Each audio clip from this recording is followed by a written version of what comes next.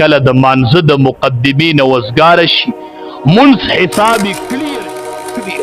د خزر دویم تپوس په پرز مانزه پسې هغه د شروع کیږي نوافل رستو دي نفلی روجه رستو ده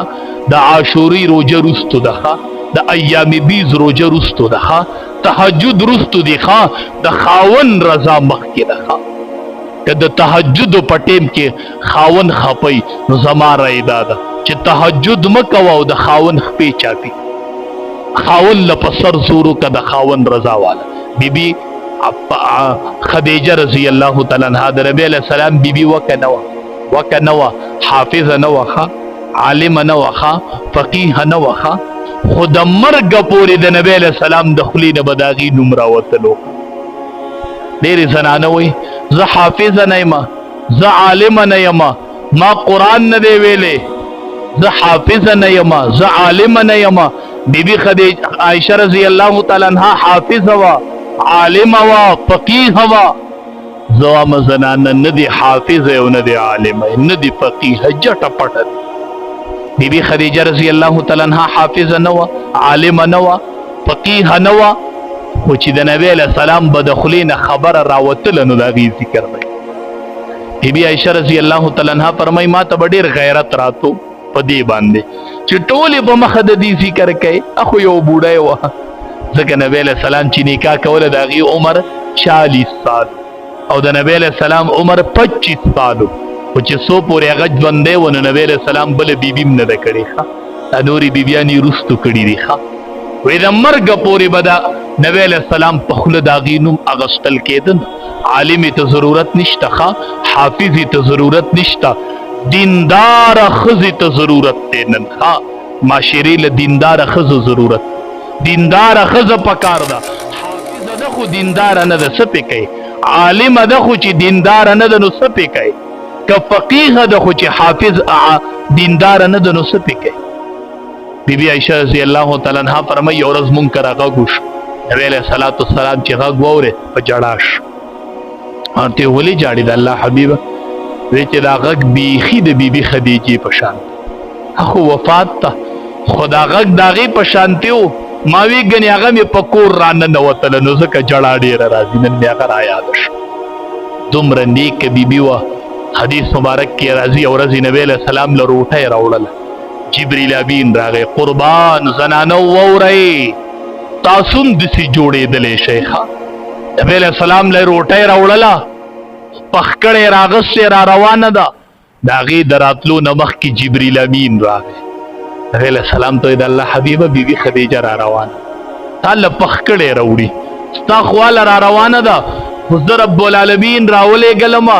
چې نبی علیہ السلام ته به ووایي چې څنګه د بیبي خدیجه خواله راشي ورته به ووایي چې رب العالمین په تا باندې سلام وایي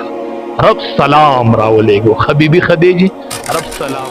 د هغې نه پس به ورته ووایي چې بیبي خدیجې جبریل امین په تا سلام وایي د رب سلام ما راوړی دی او زما سلام به پې ته ووایي او چې راشي نو رب راته ویلي چې به ورته ووایي چې فبشرها ببیت فی الجنه ورته به ووایي چې بیبي خدیجې الله دله جنت کې یو کور تیار کړی دی چې دې ته زیری ورکړه چې جنت کې دې کور تیار دی جنت کې دې کور تیار دی دې ته دا مقام ولې حاصلو دې ته دا مقام ولې حاصلو دا زمونږ زنانه کولی شي ځکه ورته وایم حافظه نه وه عالمه نه وه فقیهه نه وه دا مقام ورته ولې حاصلو علما وایي دی یو عمل کړی هغه عمل یې څه په ټول ژوند کې چې څومره ژوند یې د نبی علیه السلام سره ایستلی په ټول ژوند کې یوه خبره داسې نه وه کړې چې په هغې نبی علیه السلام خفه شوی په ټول ژوند کې د امام الانبیا نه دی خفه شوی داسې خبره یې کړې داسې تابعداري د امام الانبیا کړې وه او نبی علیه السلام به وی بیبي خدیجه وه وی چې ټولې مکې زما نه انکار وکړو نو بیبي خدیجې زما د رسالت اقرار وکړو په ما باندې د ټولو نه ډومبې ایمان راوړی زما سهاره وه او د مرګه پورې به نبی علیه السلام بیبي خدیجه زوتوله زنانو تاسو ته وامه که د رب رضا غواړئ هغه د خاوند په رضا کې پرته ده ما ته وایي خاوند مې چرسي دی چې زوم یې به چرسي ویا چرسي دی زوام ته چرسي مه وایه ښه که دا چرسي دی د خلقو د الله په نیز به چرسي خو تا دپاره ولی دی تا دپاره ولی دی ته ورته چرسي مه وایه تا دپاره د ده رضا ډېر څه ده تاله به رب ډېر څه درکړي تاله به رب ډېر څه درکړي د دې خاوند نه نیچ اونچ مه کوه دا زه نه وامه دا د دواړو جهانو سردار د خولې وینا ده ایما امرأة ماتت وزوجها عنها راز دخلت الجنه نبی علیہ السلام فرمای چې کومه ښځه د دنیا نه لاړله وفات شوله